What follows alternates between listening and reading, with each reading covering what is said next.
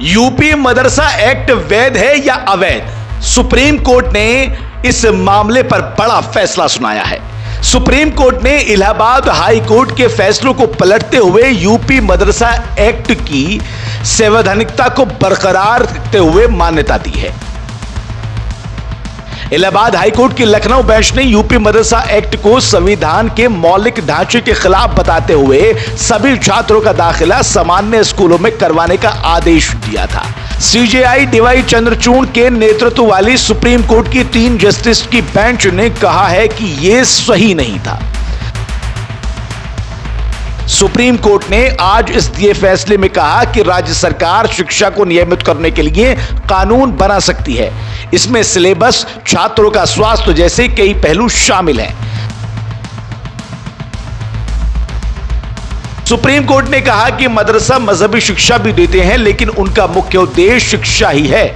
सर्वोच्च अदालत ने कहा कि किसी भी छात्र को धार्मिक शिक्षा के लिए बाध्य नहीं किया जा सकता।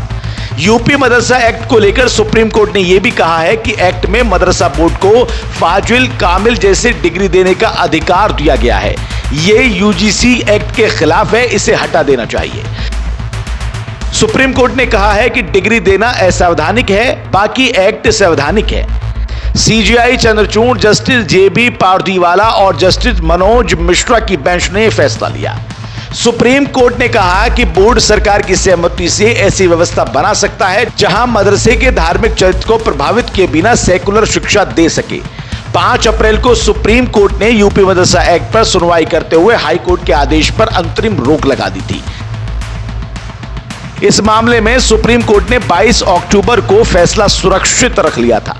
यूपी के योगी आदित्यनाथ सरकार ने सुप्रीम कोर्ट में दाखिल हलफनामे में कहा था कि यूपी मदरसा बोर्ड के जरिए दी जाने वाली कामिल और फाजिल डिग्री न यूनिवर्सिटी की डिग्री के समकक्ष है और न ही बोर्ड की ओर से पढ़ाए जाने वाले पाठ्यक्रमों में समकक्ष है।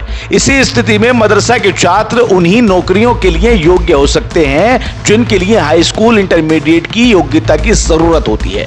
22 मार्च 2024 को इलाहाबाद हाईकोर्ट ने यूपी मदरसा एक्ट को असंवैधानिक करार देते हुए धर्मनिरपेक्षता के सिद्धांत के खिलाफ बताया था। जस्टिस विवेक चौधरी और जस्टिस सुभाष विद्यार्थी की खंडपीठ ने यूपी की योगी आदित्यनाथ सरकार को योजना बनाने का निर्देश दिया था ताकि वर्तमान में मदरसों में पढ़ रहे छात्रों को औपचारिक शिक्षा प्रणाली में समायोजित किया जा सके।